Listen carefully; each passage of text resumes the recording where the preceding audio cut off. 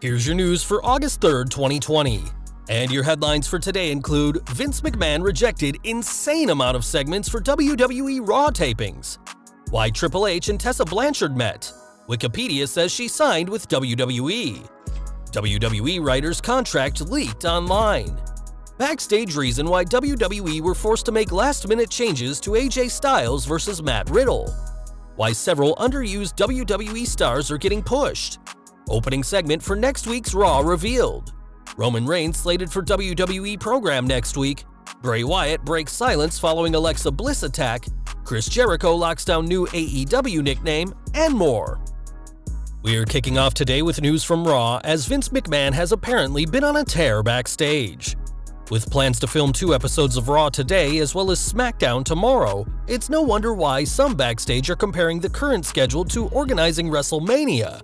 And according to a source for Ringside News, the boss isn't making things easy. According to Steve Carrier of Ringside News, a recent meeting between McMahon and the writers didn't go well, as he explained, "Holy cow, WWE writers are in for one, and have been since Friday when, after a 4-hour meeting with Vince, we've been told he approved 4 out of 32 segments for 2 episodes of Raw to tape on Monday. One writer described it as being more chaotic and stressful than Mania. Jesus." Now, writers have been left scrambling to get scripts done in time for Vince to approve or tear up, and we wonder whether this hurried schedule will reflect in what fans see on tonight's show. One person fans won't be seeing tonight is Tessa Blanchard, though rumors of the Impact World Champion signing with WWE continue to persist. It's already been reported that WWE feelers have been sent out to her to see if she'd be interested in a contract, but given the current backstage situation, no one is speaking up to Vince McMahon about who he should or shouldn't sign. While the chairman may not be showing much interest, a writer with knowledge of the situation did say that Triple H has had open communication with the third-generation wrestler, though it's unclear exactly how far along those talks are. It seems someone jumped the gun on the rumors of Blanchard joining WWE, as her Wikipedia page was recently changed to claim she's signed, when either this hasn't happened or, if it has, it isn't public knowledge. It's also unclear whether Blanchard would move to NXT or the main roster first, and after her controversial departure from Impact, which saw her stay in Mexico whilst world champion, time will tell whether Blanchard soon calls WWE home.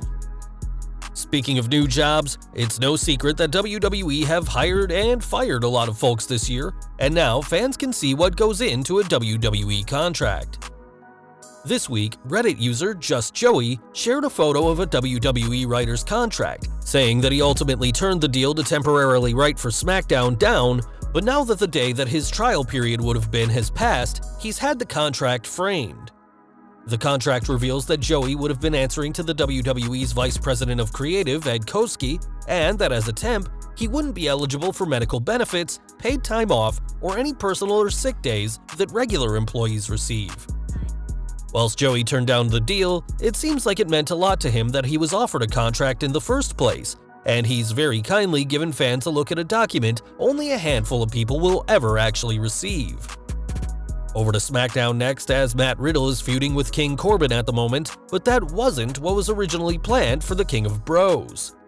Shortly after his call-up, Riddle was given an Intercontinental title match against AJ Styles that saw the Phenomenal One retain, and despite rumors of a lengthy feud, that hasn't materialized. According to Sportskeeda's Tom Colohue, the company's decision to drop a Riddle-Styles feud wasn't an easy decision, and spoke about other plans that were dropped, including a feud between Corbin and Otis. He said, "Otis became unavailable, and that meant that Corbin was able to move to Riddle. That is why AJ Styles vs. Matt Riddle has not been a prolonged feud leading into SummerSlam. A few changes were last minute there. Of course, there's always the possibility that WWE could go back to a feud between Styles and the King of Bros, but for now, all these changes are making for an interesting situation behind the scenes." We're sticking with the blue brand now, and last week's show saw underutilized stars like Shorty G and Grand Metalik get a chance to shine. This was the second straight week that the Lucha House Party was featured, and according to a report, fans have Daniel Bryan to thank for this. It's being reported that it was Bryan who pushed for the recent Metalik vs. Shorty G vs. Drew Gulak vs. Lince Dorado match, as he's reportedly been working closely with SmackDown's creative team. A source for Wrestling News added that Bryan has been pushing for more underutilized stars to be featured for a while, with his feud and subsequent pairing with Drew Gulak being requested from the former world champion. With WWE currently suffering from underwhelming ratings, Vince McMahon has reportedly been more open to out-of-the-box, fresh ideas that could help boost their figures. And with Bryan pitching ideas to executive director Bruce Pritchard, expect more underutilized superstars to get an opportunity on the Blue brand. From SmackDown to Raw, as a pay-per-view worthy match will be taking place on tonight's show. At Extreme Rules, Apollo Crews was set to defend the United States title against MVP, though the match never happened, and instead the two will face off during this week's 3-hour show.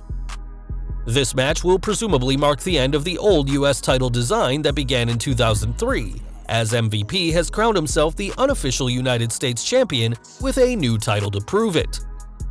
Time will tell whether MVP can become the official United States champion tonight, and with the company promoting Drew McIntyre and Asuka seeking retribution against Randy Orton and the Golden Role Models respectively, tonight's show will have a lot for fans. We've got some huge congratulations to send out next, as both Brie and Nikki Bella have given birth to baby boys. Brie took to Instagram to confirm the news of her and Daniel Bryan's second child, who was born on August 1st, and this is the pair's second child after their daughter Birdie was born in 2017. It wasn't too long after this post that Nikki confirmed that she and her fiancé Artem Chigvintsev have welcomed their first child, who was born on July 31st. Both moms and their baby boys are doing well, and we'd like to send our congratulations to the future Hall of Famers and their families on this wonderful news. Now, it's been months since fans last saw Roman Reigns in WWE, and whilst we don't know when he'll be back in the ring, the big dog will be appearing this week. It's been confirmed that Reigns and Drake Maverick will be a part of R-Truth's game show, and that the episode will debut on the WWE Network tomorrow. Truth's show has been in the works for years and is now a reality, and thanks to webcams, the big dog is able to make an appearance on the WWE Network without leaving the safety of his home. We are taking a break from WWE now, as although Randy Orton said he'd hoped that the Good Brothers Talkin' Shop-A-Mania failed miserably, the Viper didn't get his wish. The wrestling pay-per-view parody instead got great interest online and was trending on Twitter for hours, even into the next morning as well. And according to Google Data Analytics, a lot of the interest came from Kentucky, with Connecticut interestingly being the second most interested state. The show concluded with a special "To Be Continued," and on Twitter, both Gallows and Anderson sent out tweets with the hashtag #TalkinShopAmania2. Though the former Raw Tag Team Champions set out to create the worst pay-per-view ever, fans were surprised about how good it was. And although we don't know a date or location for a sequel, Talkin' Shop-A-Mania 2 is seemingly in the works. Back to WWE now, and after The Fiend's attack on Alexa Bliss this week on SmackDown, Bray Wyatt has broken his silence on the situation with a very cryptic message. On Twitter, Wyatt said whoever controls the past controls the future, possibly referring to Bliss and Braun Strowman's past on the Mixed Match Challenge and the future match rumored for Wyatt and the Universal Champion. Wyatt's second line about whoever controls the present controls the past is a bit harder to decipher, but it looks like rescuing Miss 5 Feet of Fury from another attack by The Fiend may be the bait needed to draw the monster among men out of the swamp and into a Universal title match at SummerSlam. Over to AEW next, and after referring to himself as the Demo God, which led to AEW releasing merchandise with the term, Chris Jericho has made his new moniker official. Le Champion filed for a trademark for Demo God on July 27th, according to recent filings, and the name itself is in reference to AEW consistently winning in the 18 to 49 demographic, even if they don't always win in the overall ratings between Dynamite and NXT. Odds are that Jericho won't stop crowing about AEW's demographic success, and given that Tony Khan has admitted to being obsessed with demographics, fans can expect plenty more demo talk on Dynamite. Back to WWE now, and there's been a lot of talk lately about Big E's singles push, and the New Day star has clearly been listening. Speaking to Yahoo Sports, Big E said how he doesn't want anyone to think he's getting this push because of the color of his skin or for any other reason other than his own talent, and this push certainly kicked off well with a win over The Miz on last week's SmackDown. In that same interview, Big E spoke about the recent change in the New Day's entrance, which sees the members take a knee in the ring and raise their fists in the air, as well as wear the names of victims of hate crimes on their armbands. The New Day members said that Vince McMahon was completely on board with the idea, and that even though it's a 5-second gesture, it means a lot to them and to those affected by injustice. And we're ending today with more news from the New Day, as Xavier Woods has reacted to Booker T's comments on Big E's push. Recently, the two-time Hall of Famer said that the powerhouse will have to shed some of his New Day persona if he wants to become a top star, something that Woods didn't agree with.